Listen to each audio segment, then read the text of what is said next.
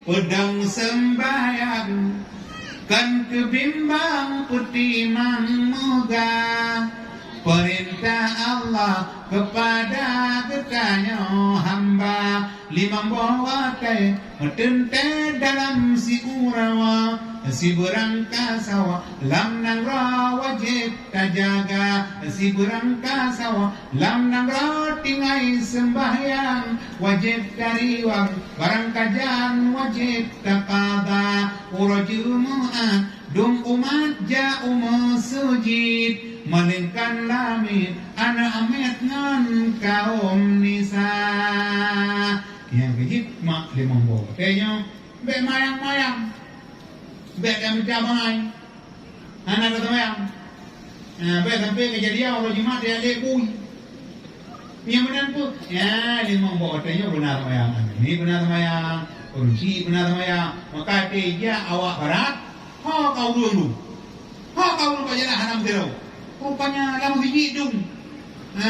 lam latah dum yang dikit masalah mayangnya berat mamrua duk nabrak sehingga kategori Allah Taala gepi din di tengah jin tapawa upena kata mate gepi kita anak Allah di tengah jin untuk beramal rata kampung pe kamu rata kampung pe runcing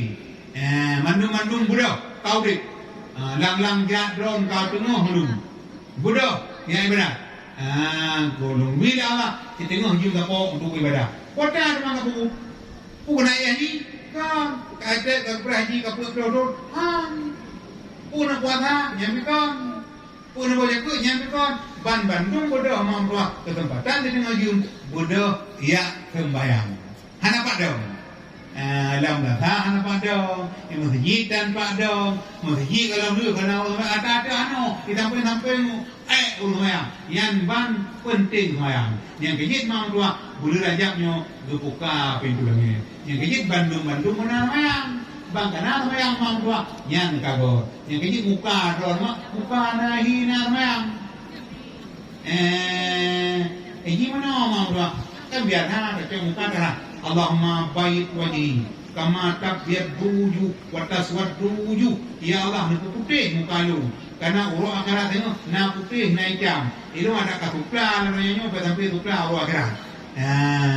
yang pun muka tegeh memang berdua yang kecil muka una tamayang mu cahaya mudrih na urung iman kalau malaikat urung na tamayang orang yang beriman karena urung iman mak mameh dah